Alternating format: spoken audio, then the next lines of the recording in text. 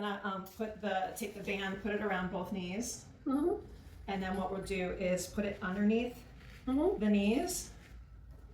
Okay. And then you're literally just gonna push back into bird dog legs. So the band is gonna stay underneath that one knee. Control that left thigh. So it's staying very vertical. It's pressing down on that band. To like 6 or 8 reps and get that fatigue. But the fatigue should be both in the weight bearing leg and then also in the leg that pushes back.